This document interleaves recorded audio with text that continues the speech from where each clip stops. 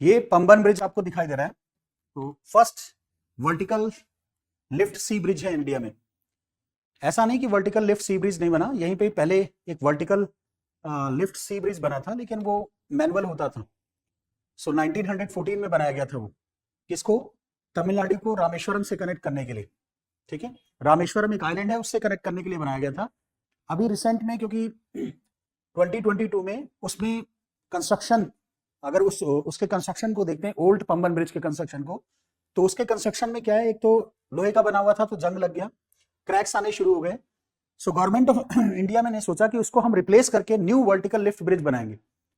सो इसका नाम new Pamban bridge है, रामेश्वरम तमिलनाडु लोकेशन है इसकी, और इसने ओल्ड पंबन ब्रिज को रिप्लेस किया है। इनोग्रेट किसने किया, प्राइम मिनिस्टर मोदी जी ने इसको इनोग्रेट किया है।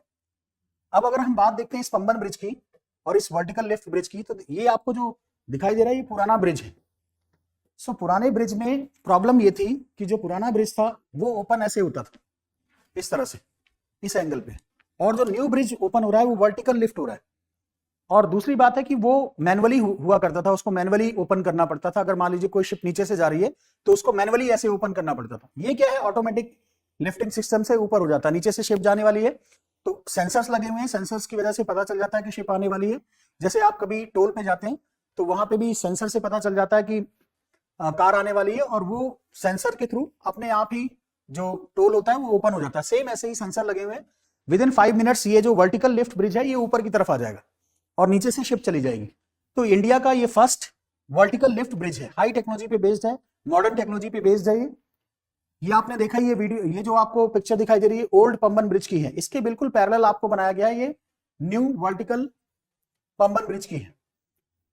इंडिया का फर्स्ट, सबसे बड़ी बात है, इंडिया का फर्स्ट वर्टिकल लिफ्ट सी ब्रिज है। इसकी लेंथ 2.7 किलोमीटर है।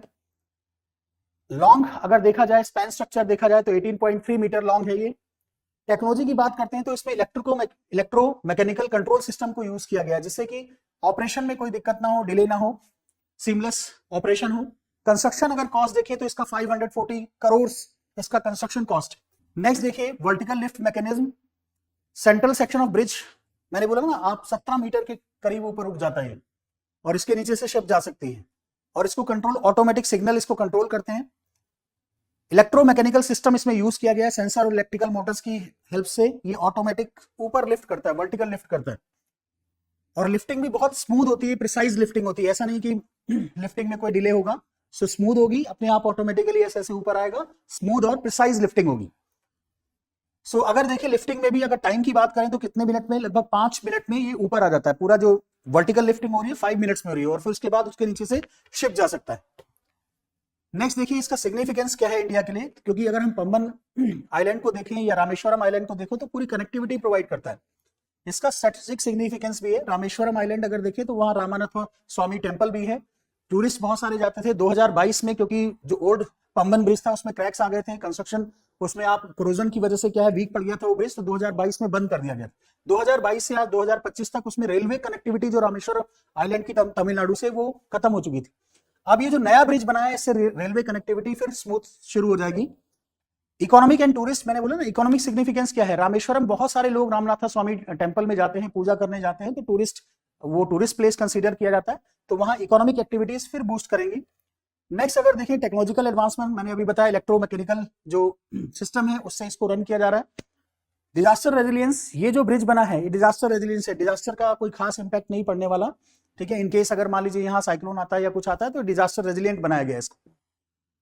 ये इसका सिग्निफिकेंस है इंडिया के लिए। नेक्स्ट अगर पॉइंट देखिए चैलेंजेस, कंस्ट्रक्शन में चैलेंजेस क्या थे, क्योंकि ये आप जो एरिया देखेंगे ना गल्फ ऑफ मन्नार का एरिया, तो वहां पे पंबन आइलैंड आपको मिलेगा, बायोडाइवर्सिटी बहुत ज्यादा है।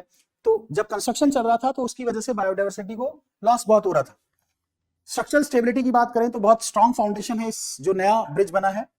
And integration control, remote control technology है इसमें, रेलवे ऑपरेशंस, ये एक तरह का फर्स्ट अपने टाइप का रेलवे में ब्रिज है, वर्टिकल लिफ्टिंग रेलवे ब्रिज है, फर्स्ट टाइप का है। इंडिया में ऐसा वर्टिकल लिफ्टिंग ब्रिज कहीं नहीं मिलेगा आपको।